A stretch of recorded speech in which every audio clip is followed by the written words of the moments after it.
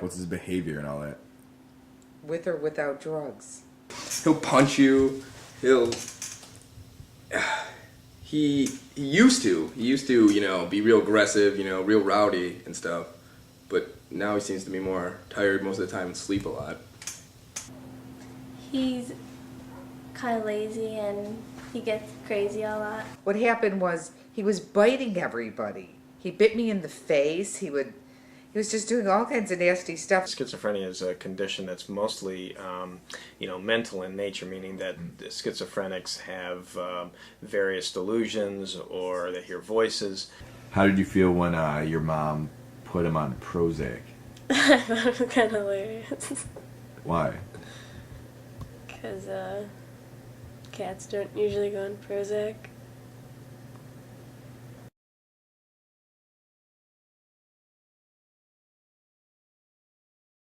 Approximately 10 or 12 years ago, the American Veterinary Medical Association recognized behavior as a legitimate specialty and created a specialty college in behavior.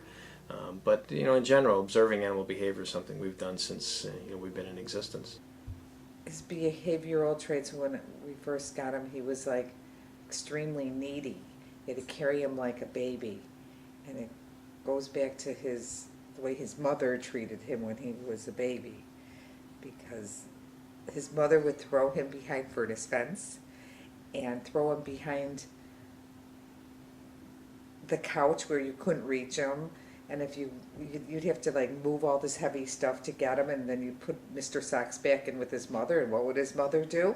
Throw him back out. We brought him in for a urinary tract test, and he did have crystals in his urine.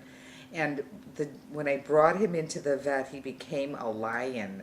The vet wouldn't even go near him without gassing him. He started going, he was making like really weird noises and hissing, and he was gassed and he was fighting the vet through the gas. You could hear him in the back room screeching. So she put him on Prozac and said, give it a month or two. And probably the most common behavioral disorder we deal with in cats would be elimination issues. When we bring cats into our household, one of the attractions for having cats as pets is they use a litter box, and we don't have as much concern about taking them out like we do with dogs. So a lot of people who are limited time or space are attracted to cats for that reason. And one of the problems we have is when they decide not to use the litter box, and there are a variety of reasons why that can happen, but that's probably the most common reason that a cat would be presented for us for behavioral issues. In addition to that, aggression is probably second most common, and that can be aggression directed towards the owner. It can be aggression directed towards strangers who enter a home. I don't really think he has a behavioral problem. I just think, he's just a cat. That's how cats act.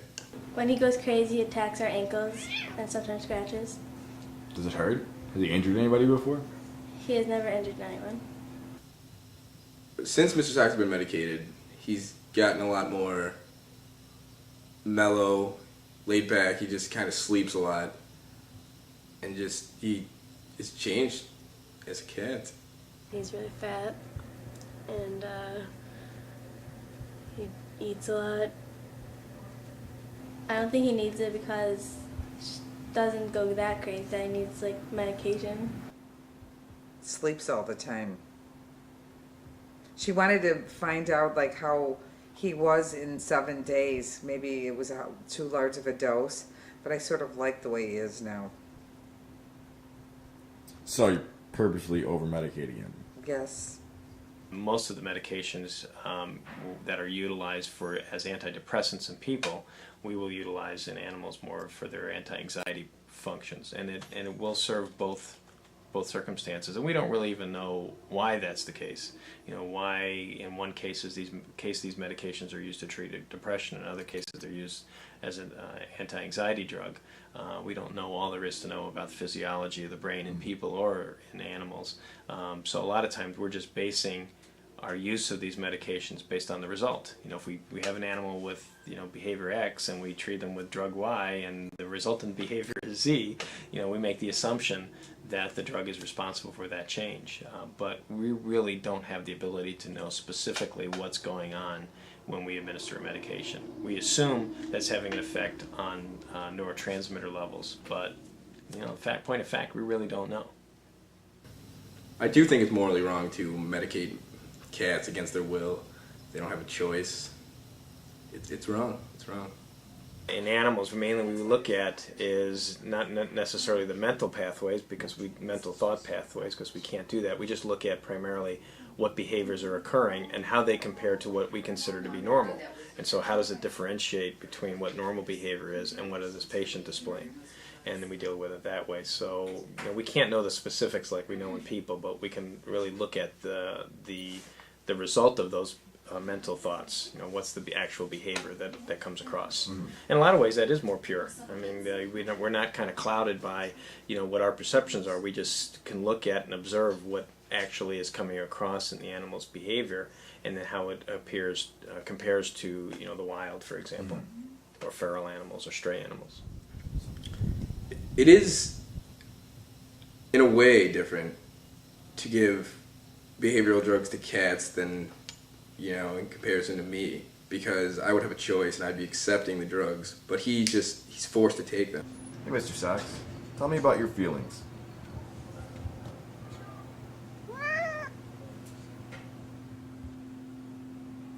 Most of the drugs that we use in veterinary medicine are also medications that are used in human medicine, and we just adapt them for use in animals.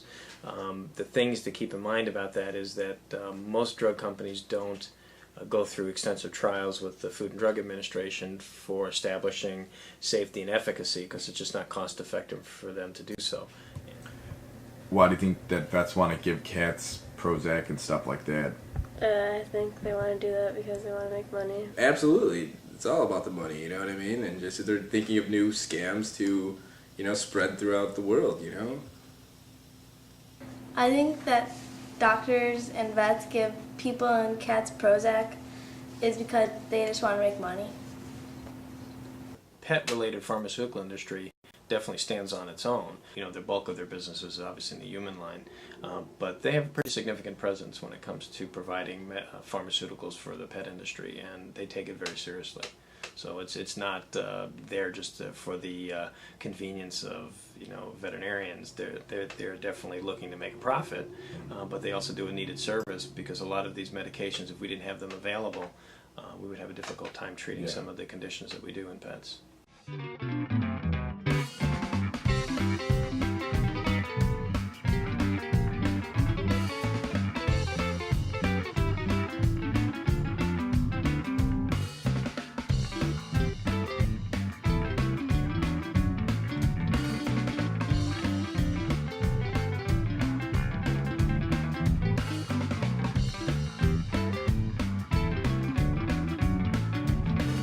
His crystals are being removed. I think Mr. Socks is confined. Where is he? I think he's locked in that closet.